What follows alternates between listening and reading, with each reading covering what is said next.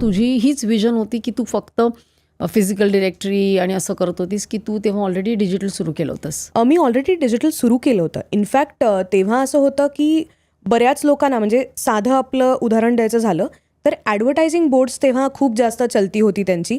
तिथे खाली ना सोशल मीडियाच्या साईन्स टाकायची मुंबईमध्ये पद्धत होती. पुण्यामध्ये जेव्हा मी माझ्या क्लायंट्सला ही आयडिया पिच, नाही इथे असं चालत नाही, मग इथे आम्ही टाकत नाही, असा ट्रेंड होता. आणि आता जो येतोय तो तेच करतोय असं आहे. आणि मी 2013 साली जेव्हा जॉईन केलं, मी कन्झ्युमर बरोबर जास्त काम करायला सुरू केलं, B2C मध्ये. म्हणजे आता डॉक्टर्स झाले किंवा बँक्स झाल्या, काही बँकांबरोबर आम्ही काम चांगल्यापैकी मी करत होते. म्हणजे अजूनही चालू आहे म्हणतो तसं. टुरिझम कंपनीज झाल्या. सो या सगळ्यांबरोबर मी त्यानंतर काम सुरू केलं. आणि ऑफकोर्स जे इंडस्ट्रियल क्लायंट्स आहेत ते आहेच आहेत. मग तुमच्यामध्ये कामाचं डिव्हिजन कसं असतं?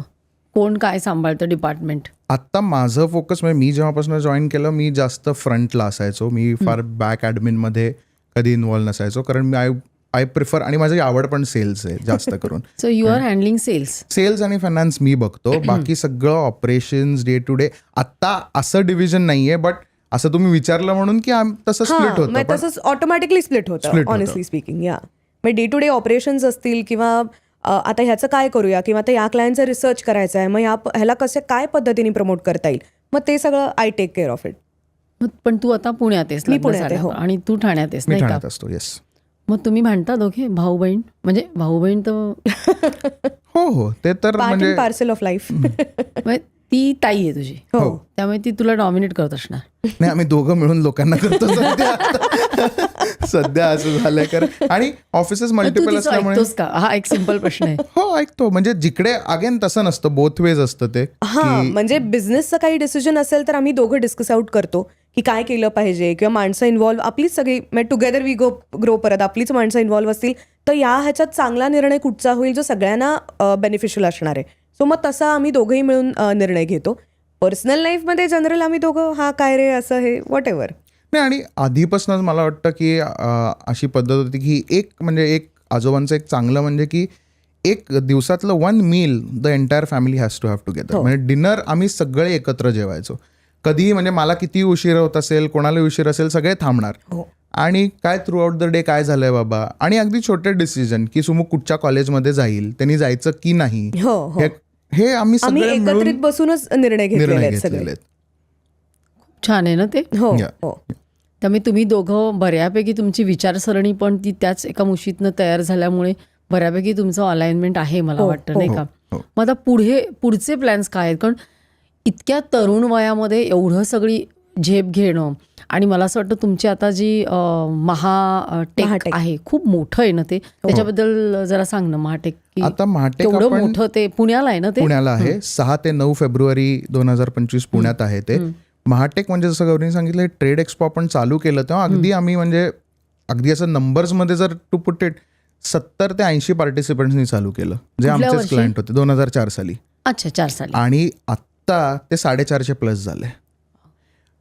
तिकडे 4 दिवसात व्हिजिटर्स जे येतात ते 20,000हून जास्त असतात. म्हणजे पर डे 5,000हून जास्त व्हिजिटर फक्त तिकडे येतात. आणि हे सिरियस व्हिजिटर्स येतात, म्हणजे हे नुसते business visitors.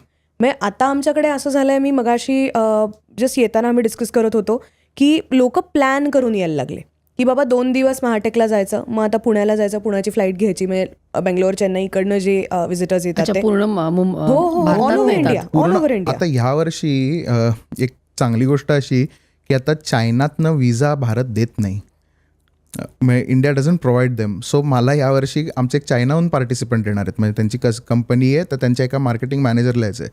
So we were asked to send a letter की तुमच्या एक्झिबिशनकडनं आम्हाला प्लीज एक लेटर मिळेल का. उलट आहे, म्हणजे आपण चायनात जातो त्यावेळी चायनीज आपल्याकडे येणार आहेत. Truly dominating. आता जपानहून माझ्याकडे एक कंपनी येते, आणि ऑल थ्रू मेल.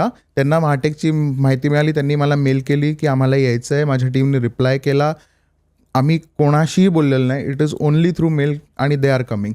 म्हणजे गेले काही वर्षात तो एक आम्हाला खूप बदल हे झाला की कोविडमध्ये थोडं इम्पॅक्ट पडला, कारण फिजिकल मीटिंग्सच बंद होत्या.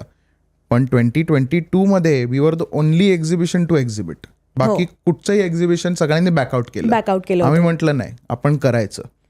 आणि त्याचं आम्हाला आज फॉर्च्युनेटली दॅट रिस्क इज. आम्ही एक खूप इंटरेस्टिंग गोष्ट करतो महाटेकमध्ये. आम्ही त्याला म्हणतो वेंडर डेव्हलपमेंट मीट.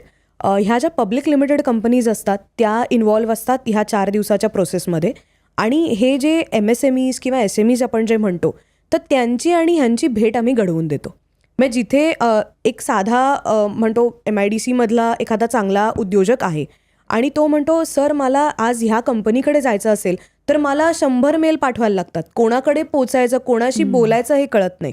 तर महाटेकमध्ये आम्ही त्यांना प्लॅटफॉर्म उपलब्ध करून देतो की तुम्ही या. पब्लिक लिमिटेडचे परचेस मॅनेजर्स जे आहेत ते सगळे 4 दिवस आहेत तिथे, तुम्ही बसा त्यांच्याबरोबर बोला. हे कम्युनिकेशनच तुमचं सगळं हे होऊन जातं आणि समोरासमोर तुम्हाला ऑर्डर्स मिळतात. आणि हे गेले 3-4 वर्ष करतोय आणि या लिमिटेड कंपनीज परत हॅपीली आमच्याकडे येत आहेत, कारण त्यांना कळतं की Mahatech is giving us that kind of interest. आता मागच्याच वर्षी एका कंपनीनं आम्हाला सांगितलं आम्ही 33 वेंडर्स शॉर्टलिस्ट केले, 17 लोकांकडनं ॲक्च्युली प्रोक्युअरमेंट झालेली आहे. केवढा बिझनेस जनरेट होतोय. येस, हो.